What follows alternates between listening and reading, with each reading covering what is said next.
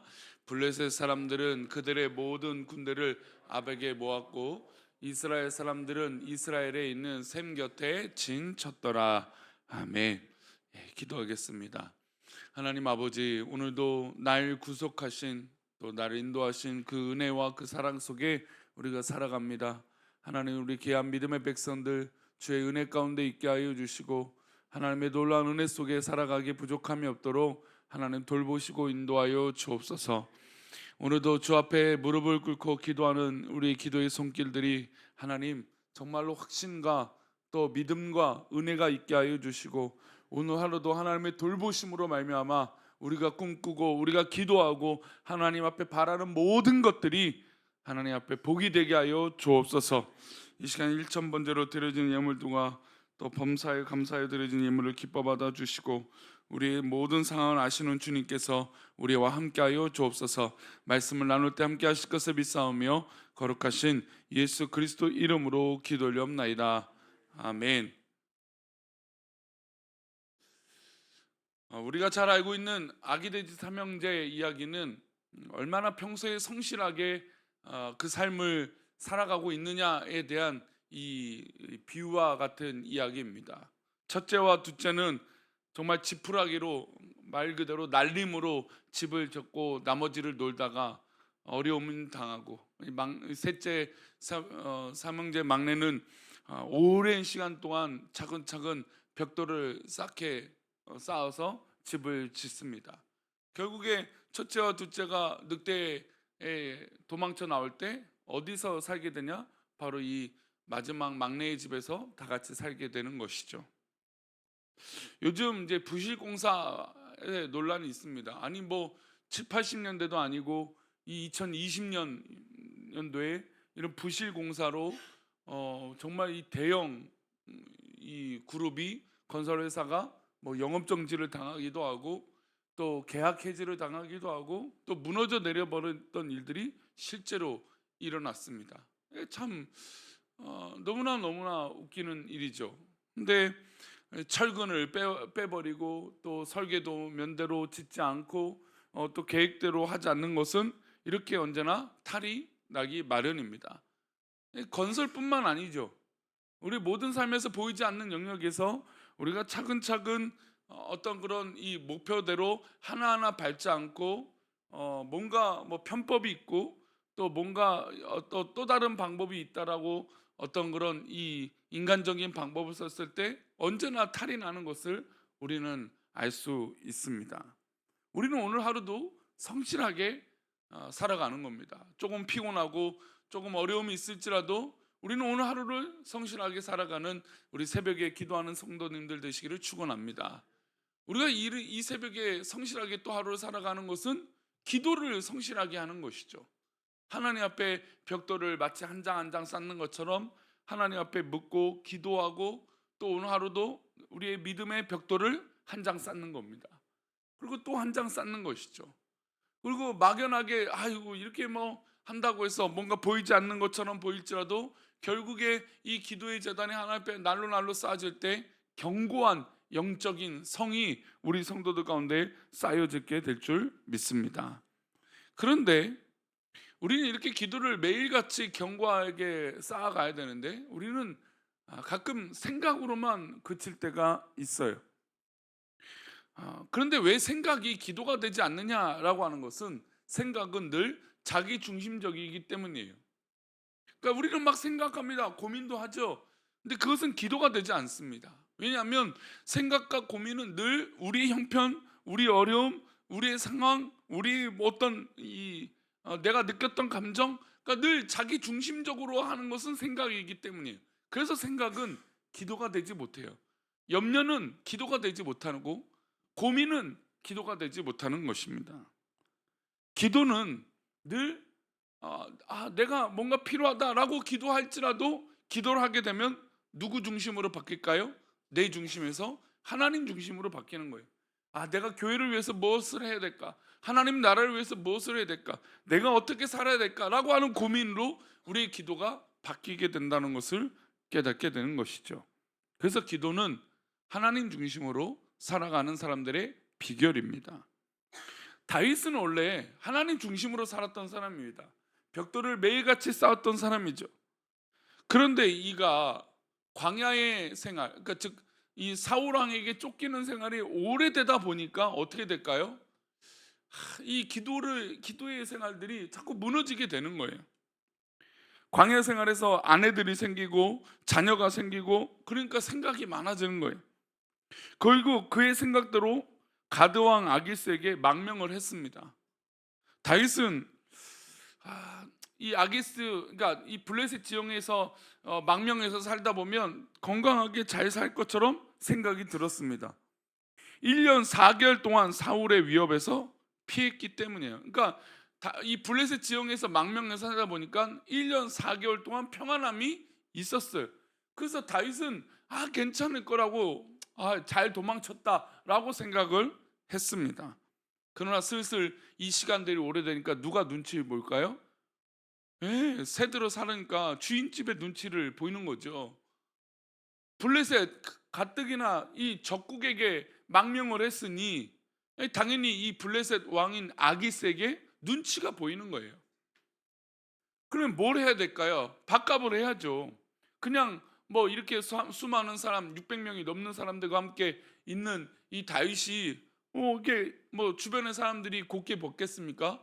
혹시 저 또한 스파이 짓을 하는 것은 아닌지, 엉뚱한 행동을 하는 것이 아닌지 늘 경계의 대상입니다. 그러니까 다윗은 이 블레셋 지형에 살면서 내가 괜찮은 사람이다라고 보여줘야 돼요. 그러니까 참 생각이 또 많아지는 것이죠. 그래서 뭐 어떤 행동을 하게 되냐면 주변에 어떤 그런 이 약탈을 앞장서서, 원래 블레셋은 약탈을 하는 민족이니까, 그래서 자기도 약탈을 해서 블레셋 사람들에게 그것을 가져다 주고 아기스에게 가져다 줍니다. 전리품을 가져다 줘요. 그러니까 아기스가 또 블레셋 사람들이 안심을 하는 것이죠. 그러나 이 생각의 덫에 다윗이 빠져나오기 어렵게 된 것입니다. 고민은 또 다른 고민을 가져오게 되는 것이죠. 어떤 고민이 있을까요? 우리 1절 말씀 보겠습니다. 함께 읽겠습니다. 그때 블레셋 사람들이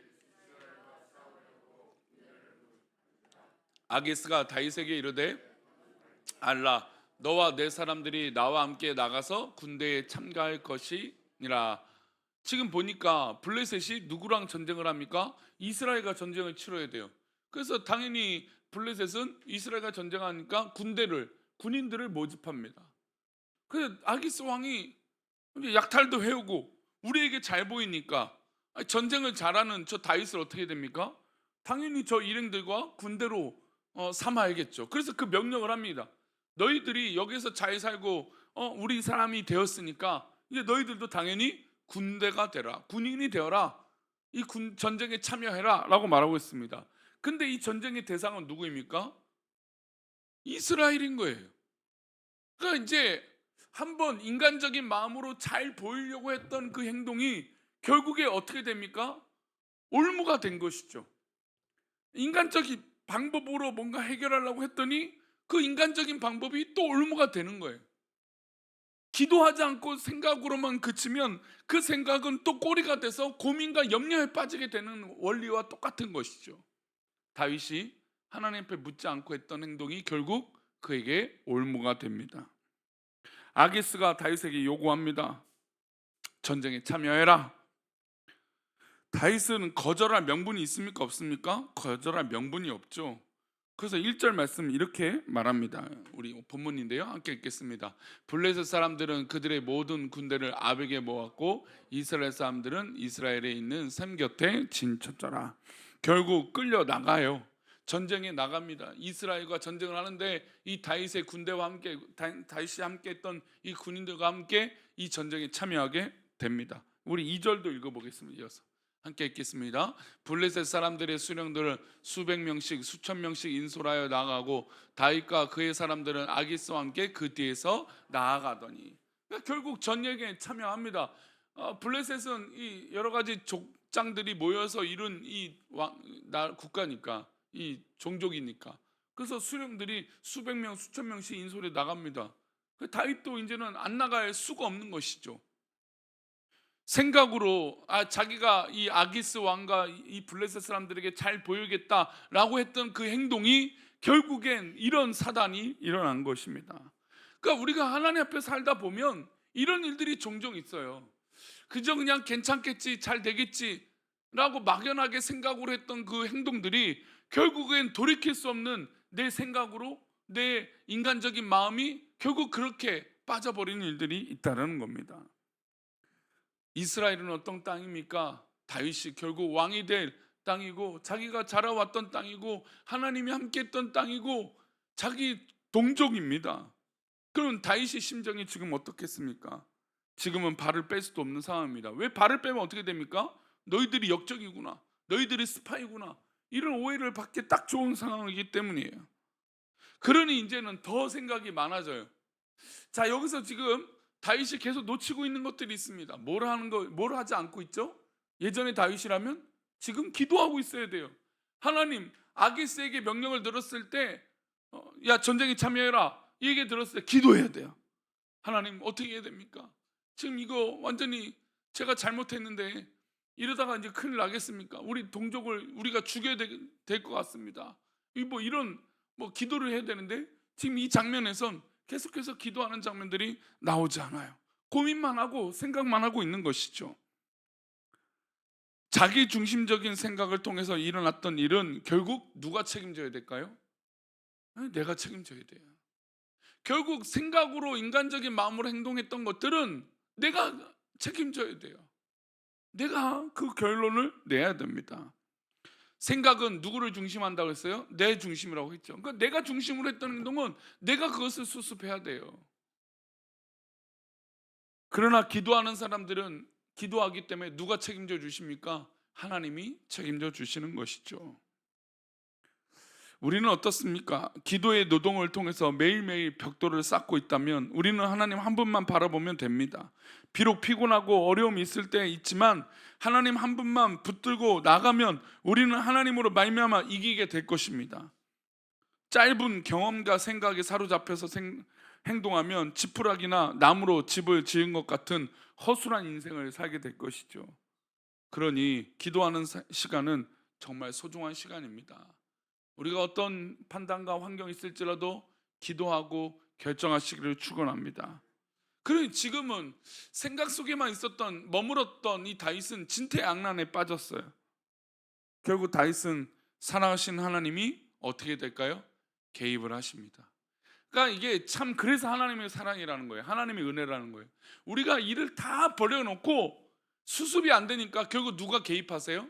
하나님이 개입하시는 거예요. 하나님은 그럼에도 불구하고 다윗을 사랑하셨습니다. 그래서 블레셋 방백들의 마음을 하나님께서 움직이세요.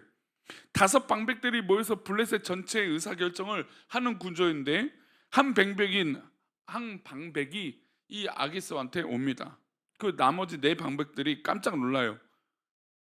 다윗을 데리고 온 아기스 왕을 보니까 이 방백들이 깜짝 놀랐습니다. 뭐라고 말하냐면, 이 사람은 사울의 군대 장관이었던 다윗이 아니냐, 사울은 천천히라 할 때 다윗은 만만이라 하였고 이스라엘 백성들이 노래를 불렀던, 칭송했던 그런 다윗이 아닙니까? 우리 장군 골리앗을 죽인 그런 이 역적 아닙니까? 다 어떻게 이 사람이 우리와 함께 전쟁을 참여할 수 있습니까? 그러니까 나머지 사람들이 과거의 일을 떠올리고 아기스 왕을 믿지 않고 다윗을 믿지 않았던 거예요. 아기스가 만약에 인정받은 방백이 수령이었고 왕이었고, 그리고 다윗이 만약에 그 신뢰가 없던 사람이라면 어떻게 될까요? 또 이 정말 이 블레셋 사람들의 전체 영향력을 미쳤던 사람이라면 어떻게 됐을까요? 진짜 이제는 전쟁해야 되겠죠. 그러나 하나님은 기도하지 않았던 이 다윗을 그럼에도 불구하고 사랑하셨어요. 그래서 그 가운데 개입하셔서 이 방백들의 마음을 다윗을 멀리하도록 만드셨던 것이죠. 여기서 우리는 착각하지 말아야 됩니다. 그럼에도 불구하고 하나님이 우리를 사랑하셔서 우리에게 길을 열어주시고 기회를 주시는 우리 하나님이신 줄 믿습니다. 내가 잘해서 된 것이 아니라 하나님이 그럼에도 불구하고 우리를 사랑하셨던 것을 잊지 말아야 됩니다. 결국 아기스가 다윗을 설득합니다. 이제 웃기죠. 원래 다윗이 빌어야 되는데 아기스가 설득을 해요. 야, 지금 다른 방백들이 수령들이 너 다 반대한다. 야, 너 전쟁에 나가면 안 되겠다. 너가 지금 이스라엘과 싸우고 싶겠지만 안 될 것 같다. 방백들이 용납하지 않으니 새벽에 돌아가라 라고 하는 명령을 내립니다. 그리고 600명과 함께 돌아가게 되는 것이죠. 돌아가는 상황 가운데 다윗은 뭘 느꼈을까요?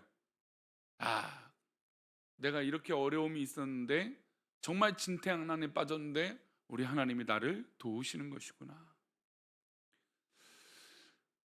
여러분, 그제서야라도 기도해야 되는 것이에요. 늦더라도 그때에 기도하는 것이에요.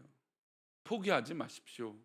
결국 하나님은 그 어려운 결정을 해야 되는 그 순간에도, 늦었다라고 생각하는 그 순간에도 하나님 앞에 매달려 기도하는 백성들을 기다리고 또 기다린 줄 믿습니다. 물론 우리 하나님은 우리를 사랑하시기 때문에 또 이렇게 극적으로 또 인도하실 거예요. 생각 속에만 갇혀있던 우리들을 또 불쌍히 여기셔서 또 그럼에도 불구하고 우리를 인도하여 주실 것입니다. 그러나 우리가 미리 기도함으로 기도의 벽돌을 쌓고, 신앙의 벽돌을 쌓고, 믿음의 벽돌을 쌓고, 하나님 앞에 확신 가운데 그 벽돌을 쌓아 올릴 때 우리는 분명히 흔들리지 않는, 풍파를 이길 수 있는 놀라운 믿음의 집을 얻게 될 줄 믿습니다. 사랑하는 이 새벽에 기도하는 성도님들, 우리가 오늘도 기도의 재단을 쌓읍시다. 그리고 기도의 집을 저어 봅시다. 그리고 하나님께서 우리를 어떻게 인도하시는지 내 중심이 아니라 하나님 중심으로 오늘 하루를 살아가시기를 축원합니다. 기도하겠습니다. 하나님 아버지, 우리가 오늘 하루를 살아갈 때 인간의 마음으로 살지 않게 하시고 하나님 놀라운 은혜로 살아가게 하시며 하나님 영광 가운데 승리하는 우리 믿음의 백성들 되게 도와 주옵소서. 우리가 주님만 의지하길 원합니다. 주님만 바라보길 원합니다.